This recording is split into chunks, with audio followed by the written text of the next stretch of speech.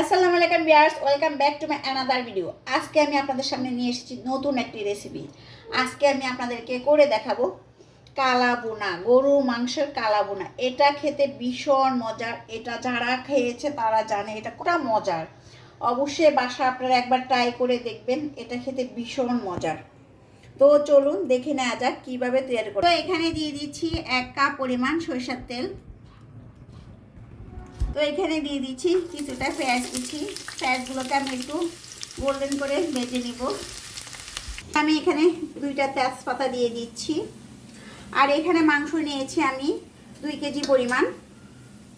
আর এখানে আমি রসুন বাটা দিয়ে দিচ্ছি 2 টেবিল চামচ পরিমাণ। আদা বাটা দিয়ে দিচ্ছি 1 টেবিল চামচ পরিমাণ। 1 চা চামচ পরিমাণ কালা জিরা বাটা দিয়ে দিচ্ছি। এখানে দিয়ে দিয়েছি 1 চা চামচ পরিমাণ লাল মরিচের গুঁড়া। স্বাদ মতো লবণ দিয়ে দিচ্ছি। তো এখানে দিয়ে দিচ্ছি কালো বোনার মশলাটা। এখানে আমি 4 টেবিল চামচ পরিমাণ দিয়ে দিচ্ছি 2 কেজি গরু মাংসের সাথে। তো এখানে দিয়ে দিচ্ছি 3 টেবিল চামচ পরিমাণ সয়া সস। তো সবগুলোকে আমি মেখে নিচ্ছি।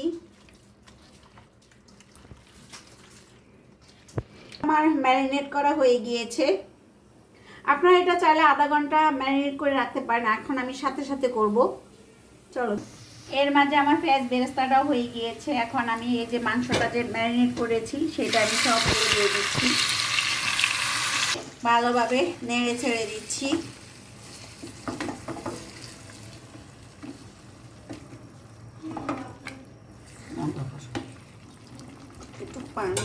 তো এখন আমি ঢাকনা দিয়ে দিচ্ছি আর মাংসটাকে কষিয়ে নিব। তো এখন আমি ঢাকনাটা উঠিয়ে ফেলছি। মাংসটা আমার বড় এসে গিয়েছে। এখন এর মাঝে আমি 1.5 কাপ পরিমাণ পেঁয়াজ কুচি দিয়ে দিচ্ছি। তো আমি এই পেঁয়াজটাকে ভালোভাবে মিক্স করে নিচ্ছি। আমার মিক্স করা হয়ে গিয়েছে। এখন আমি ঢাকনা দিয়ে দিব আর অফ ক্যামেরা আমি কয়েকবার নেড়ে ছেড়ে নিব। মাংসটাকে একদম মাখা মাখা করে কষিয়ে নিব। চুলার আঁচটা আমি মিডিয়াম লো হিটে রাখবো।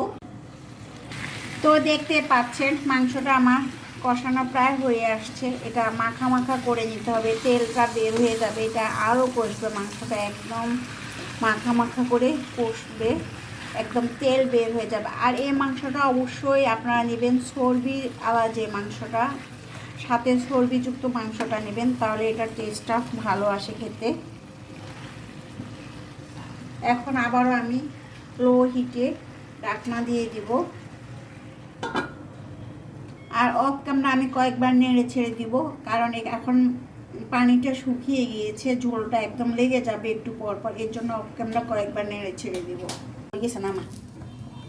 তো দেখতে পাচ্ছেন মাংসটা আমার কষানো হয়ে গিয়েছে। এভাবে এটাকে ভাজা ভাজা করে নেবেন আর অবশ্যই এটাকে একটু পর পর নেড়ে ছেড়ে দিতে হবে, তা নাহলে নিচ দিয়ে পুড়ে যাবে। এই জন্য আপনাকে এটাকে ভালোভাবে নেড়ে ছেড়ে নিতে হবে একটু পর পর। এটা আমি আরও একটু ভেজে ভেজে নিব, তারপরে পানি দিব। তো দেখতে পাচ্ছেন মাংসটা আমার কষানো হয়ে গিয়েছে, একদম ভাজা ভাজা আমি করে নিয়েছি। আবার আমি নেড়ে ছেড়ে দিচ্ছি। এটাকে একটু পর পর নেড়ে দিতে হবে, যেহেতু মাংস মশলাটা একদম শুকিয়ে গিয়েছে, মাখা মাখা হয়ে গিয়েছে। তো এখানে আমি গরম পানি দিয়ে দিচ্ছি। পানির পরিমাণটা আমি আপনাদেরকে বলে দিচ্ছি। এখানে আমি 2 গ্লাস পরিমাণ পানি দিয়েছি। তো আমি এখন মাংসগুলোকে ভালোভাবে মিক্স করে নিচ্ছি। তো দেখি আমাদের কালা বোনা কেমন হয়েছে। দেখতে পাচ্ছেন আমাদের কালা বোনাটা প্রায় হয়ে এসেছে, এখনও আরও লেট আছে। তো এখন আমি এর মাঝে কি দিয়ে দিচ্ছি দেখেন, এর মাঝে আমি দিয়ে দিচ্ছি যে কালা বোনার যে মশলাটা আছে, গরম মশলাটা আরও 1 চামচ দিয়ে দিচ্ছি। তো এখন এটাকে আমি ভালোভাবে নেড়ে ছেড়ে দিচ্ছি। কালারটা দেখেন কালো কালো হয়ে আসছে কেমন।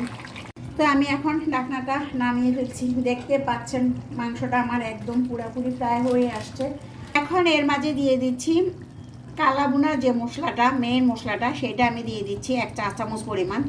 এখানে আমি দিয়ে দিচ্ছি 1 চা চামচ পরিমাণ গরম মশলা বাটা, এলাচি 5 পিস, দারচিনি 4 পিস, আর লবঙ্গ 5 পিস, সবগুলো একসাথে পেস্ট করে আমি দিয়ে দিচ্ছি।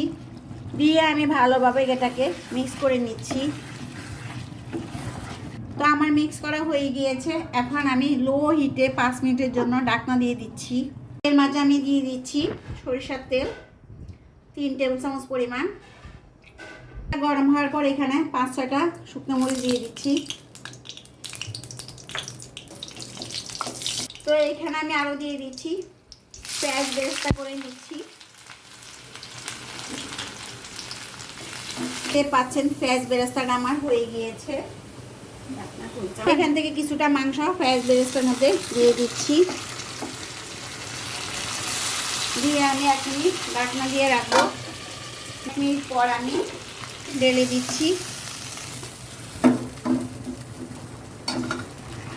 সব কিছু আমি ভালোভাবে মিক্স করে নিব। তো এখানে আমি আরও কিছু কাঁচা পেঁয়াজ দিয়ে দিচ্ছি।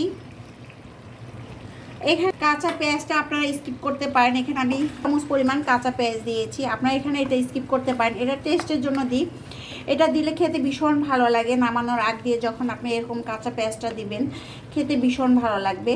এটা দিয়ে আমি 5 মিনিট দমে রেখে দিব।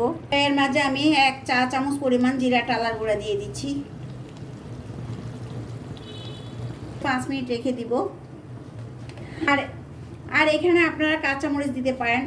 আমি এখানে কাঁচামরিচ দিয়ে নিই, আপনারা চাইলে এখানে কাঁচামরিচ দিতে পারেন। যেহেতু আমি শুকনো মরিচ দিয়েছি এর জন্য আমি কাঁচামরিচটা দিয়ে নিই। আর আপনারা এখানে টমেটো সস ব্যবহার করতে পারেন। আমার কাছে ভালো লাগে না, তাই আমি টমেটো সসটা দেইনি। আপনারা চাইলে এখানে দিতে পারেন, আমি স্কিপ করেছি। তো এখন আমার রান্না করা শেষ হয়ে গিয়েছে। দেখতে পাচ্ছেন আমার কালাবোনা হয়ে গিয়েছে।